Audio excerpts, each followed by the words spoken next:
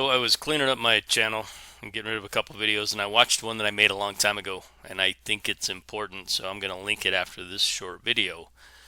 And this is how they relate. You've heard a lot about contact tracing lately, and you see those military people. That cracks me up. Looks like we have two clones, those two girls. Um, Sorry, it's not what this video is about. But the tracing has got some people up in arms. UK started talking about this February 2020, and it's basically how they track disease, which they just ask who you've been around. You don't have to tell them; it's none of their business. We're even going to pretend, for the sake of this video, that thing is real, and I still don't think it is what they're telling us. So we'll see as we go along. But what happened was I got stuck over here in the CDC website while researching a little bit, and this is kind of interesting to me. So you have June 22nd, 2020, and you got these numbers that they post. And then when you scroll down, you can go to like different things and see all this stuff. What I found interesting was when you start to look around their website, previous US viral testing data, it was updated May 19th. It's not current. And it's not because their web host is, he's on vacation. It's nothing even close to like that. So as of May 11th, CDC labs have tested 6,275 specimens. U.S. Public Health Labs have tested 818,000. So the CDC, I mean, this is just even a tiny percentage of what private labs are doing, and which is good. We don't want them CDC messing with too much stuff. But what I found curious was we've got all the testing March, April, May, and nothing. Updated daily about the data. The data is updated daily. Daily at noon based on data confirmed at 4 p.m. Eastern the day before. So they're not updating it daily. This is where, like I said, the webmaster didn't just drop the ball. Page last reviewed May 19th. So they're telling you that we have this number of cases and deaths. Meanwhile, they're telling you the testing, really, we haven't been paying attention to it since May 11th. So I find that super curious.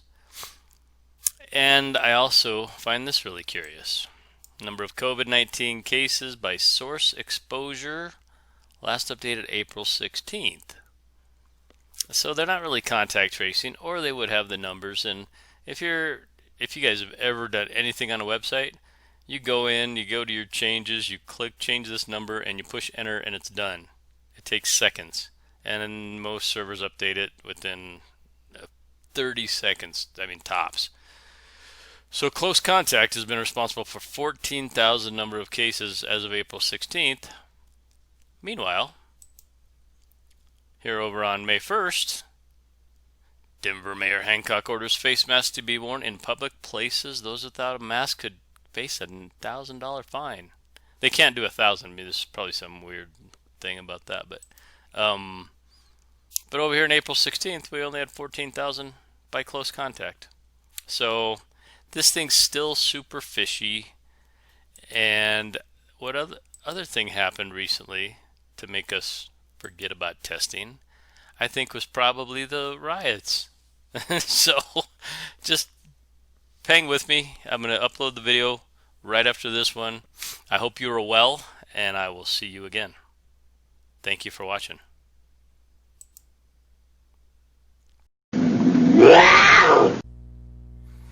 Hey YouTube, so I overheard my neighbors talking about their Uber scores, and I got to thinking about Uber scores and what Uber has done to the personal transportation industry. It's kind of killing one off, and the other one, in the name of alleged decentralization or convenience, is bringing up another one.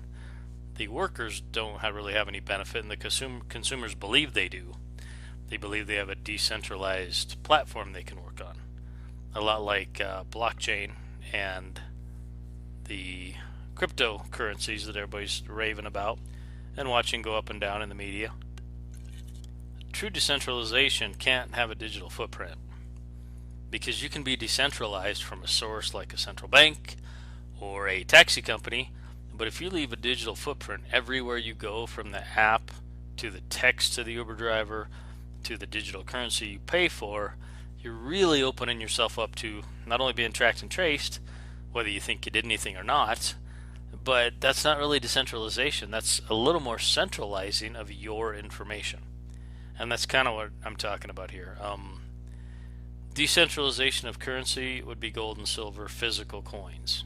Nobody knows you have them. You can do whatever you want with them.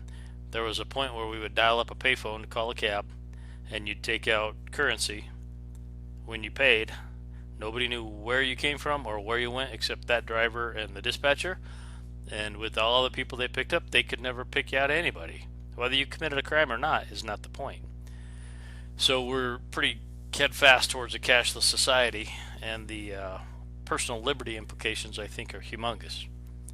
The police state, whomever country decides they're going to actually have a police state and merge their corporations more with government, because they have the technology now to track and trace every part of your life, they're not going to cut you slack when you make a mistake. It's going to be, honestly, a totalitarian, electronically, digitally controlled system. So if you like that, then be excited, because it's coming pretty soon. Then if you don't like that, then I suppose we have to be prepared to be standing on the outside looking in, because I think that's where we're headed. And I appreciate you listening. If you have any thoughts or comments, would love to hear them. Thanks a lot, and have a great night.